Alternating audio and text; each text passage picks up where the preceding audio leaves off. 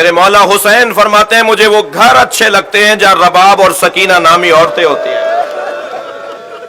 اللہ اگر آپ کو بیٹیاں عطا فرمائے تو ایک بچی ہر گھر میں سکینہ ہو۔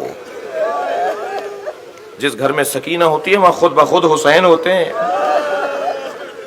جس گھر میں رباب ہوتی ہیں، بڑا جگر ہے ان بیویوں کا، بڑا حوصلہ ہے جناب رباب اور رباب جیسی ماؤں کا۔ مگر عزاداروں، میں نے کل کی مجلس میں کہا تھا 9 مائیں ہیں جنہوں نے کربلا میں اپنے بچوں کے لاشیں دیکھے ہیں۔ ان 9 ماؤں میں ایک ماں جناب رباب ہے۔ جب کبھی کربلا میں حسین کی قربانی کو یاد کریں تو جناب رباب کو ضرور یاد کیا کریں۔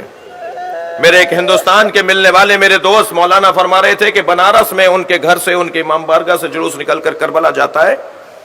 روز عاشور تعزیے کا جلوس نکلا تو وہ اس رستے پر آگے چلے کہ جس رستے سے جلوس کو گزرنا تھا، تو کیا دیکھا کہ ایک بڑے چوراہے کے اوپر ہزاروں کی تعداد میں ہندو عورتیں کھڑی ہیں۔ کہنے لگے جب قریب گئے تو ایک اور بات محسوس ہوئی کہ ہر گود میں ایک دودھ پیتا بچہ ہے۔ اجرکم اللہ، اجرکم اللہ۔ مولانا فرمانے لگے جب ہم برابر سے گزرے تو ایک عورت نے آواز دے کر کہا بھائی مسلمان لگتے ہو؟ تو میں نے کہا ہاں مسلمان ہے۔ کہنے لگی بتاؤ بابا حسین کا جلوس کب آئے گا؟ تو مولانا نے کہا میں نے پوچھا کہ تمہیں بابا حسین کے جلوس کا انتظار کیوں ہے، سنیں گے؟ تو ان میں سے ایک عورت نے کہا تمہیں نہیں پتا آج حسین کا بچہ بھوکا مارا گیا تھا، ہم آج اپنے بچوں کو دودھ نہیں پلاتے جب تک تعزیے دفنا نہ دیا جائے۔ 1400 سال گزرنے کے بعد صاحبان احساس کے ہاں یہ جذبہ پایا جاتا ہے۔ مجھ سے ایک صاحب کہنے لگے مولانا اشرع اولا میں بعض گھروں میں مچھلی نہیں تلی جاتی، کوئی شرعی مسئلہ ہے مچھلی نہ کھانا؟ میں نے کہا بعض ہندوستانی خاندانوں میں کڑھائی نہیں چڑھتی، ہمارے ہاں کڑھائی نہیں چڑھتی 10 دنوں میں، محرم میں مچھلی نہیں تلی جاتی۔ شرعی طور پر تو کوئی حکم نہیں ہے، مگر مجھے لگتا یہ ہے کہ میرے کسی بزرگ نے جس نے یہ رسم ڈالی، جس نے یہ کام شروع کیا، اس نے امام حسین کا یہ جملہ سن لیا تھا اما ترونا کیف یتلذا، تم میرے بچے کو دیکھ نہیں رہے مچھلی کی طرح منہ کھولتا ہے۔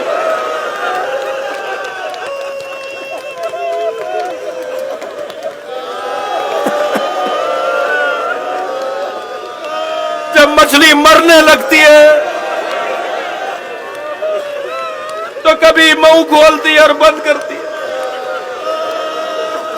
میرا یہ بچہ کچھ دیر میں مر جائے گا۔ اجرکم اللہ، آپ کی آوازیں بلند ہیں، اللہ آپ کو اس کا ثواب عطا فرمائے۔ بڑا جگر ہے جناب رباب کا۔ 2 کمائیاں تھیں جناب رباب کے پاس، ایک سکینہ، ایک علی اصغر۔ ایک کو اجلا سا کرتا پہنا کر امام حسین کی گود میں دے دیا، اور انیس لکھتے ہیں کہ جب حسین ابن علی نے اپنے بچے کو گود میں لیا تو بنا کر شکل مجاہد کی لے چلے شبیر، الٹ دیا علی اصغر کی آستینوں کو۔ اے میرے لال تم بھی تو مجاہد ہو۔ لے کے چلے میدان کربلا میں، دشمن کو خطاب کر کے فرمایا اگر تم مجھ پر رحم نہیں کر رہے، مجھے پانی نہیں دے رہے، تو اس بچے کو پانی پلا دو، اس نے کیا قصور کیا ہے؟ جب دیکھا کہ جواب نہیں آیا تو امام نے زمین پر لٹا دیا، 2 قدم پیچھے آ گئے، فرمایا تم میں سے کوئی آئے اور اسے پانی پلا دے۔ جب یہ بات بھی امام حسین کی نہیں سنی، امام نے اپنے بچے کو گود میں لیا اور میرے مولا نے فریادیں کرنا شروع کی۔ یہ وہی فریاد ہے کہ جب پلٹے ہیں تو جناب سکینہ سے کہا جب کوئی چاہنے والا ملے، جب وطن جاؤ، جب کوئی چاہنے والا ملے تو انہیں کچھ باتوں میں سے ایک بات مولا نے جو فرمائی، یہ ضرور کہنا کہ اپنے مولا کو یاد کیا کرو جب پیاس لگے۔ جب تمہیں پیاس لگے تو اپنے مولا حسین کو یاد کیا کرو، اور یاد کیا کرو کہ تمہارا مولا کیسے پانی مانگ رہا تھا۔ اللہ اکبر۔ عزادارو، جب میرے مولا نے بچے کو آگے بڑھایا، یزیدی لشکر میں کوہرام بپا ہو گیا۔ آواز آئی پسر ساتھ کی، اے حرملا حسین کے کلام کو قطع کر دے۔ سنیں گے عزادارو، حرملہ نے 3 پھلوں والا تیر جوڑا. اجر و کمل اللہ، اجر و کمل اللہ. مجھے 2 منزلیں نہیں ہیں. آج 6 محرم ہے، رونے کا دن ہے. 3 پھلوں والا تیر جوڑا.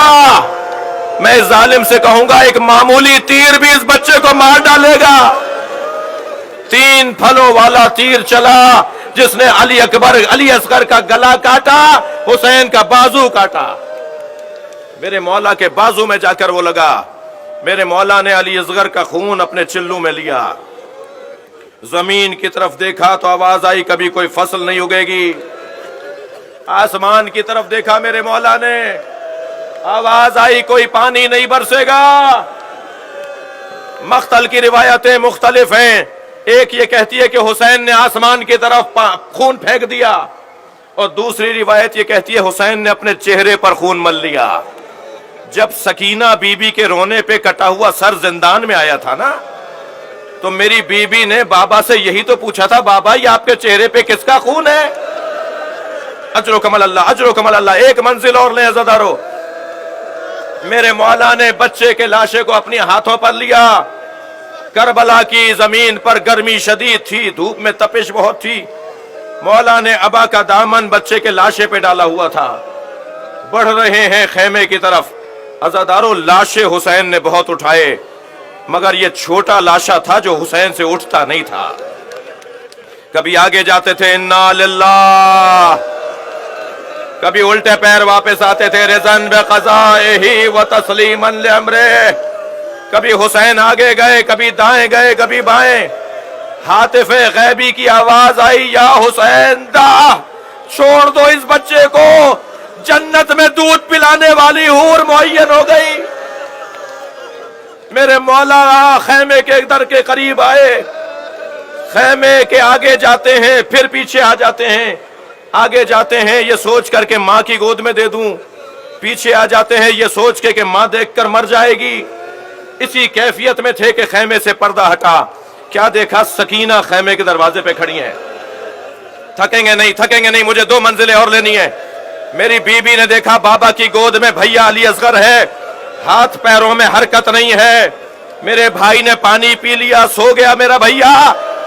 آواز دے کر کہا بابا میں بھی پیاسی ہوں، بابا مجھے بھی لے جائیے.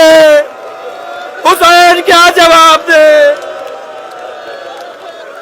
بچی کی آواز پر خیمے کا پردہ ہٹا. بچے کی ماں کھڑی نظر آئی. امام نے رباب کو دیکھ کر کہا رباب بتاؤ میں کون ہوں؟ اپنی ہی زوجہ سے حسین سوال کر رہے ہیں. میری بی بی نے فرمایا آپ میرے امام ہیں، آپ میرے مولا ہیں. جب حسین نے سن لیا کہ رباب کا عقیدہ وہی ہے، ابا کا دامن ہٹا دیا. ایک ماں نے خون میں لت پت بچہ دیکھا، ننھے ننھے لبوں پر لب رکھ دیے. آواز دے کر کہا اے میرے لال، عرب تو اونٹنی کے بچے کو بھی نہر نہیں کرتا. یہ مارنے والے عرب نہیں تھے تو کون تھے؟ یا بنیا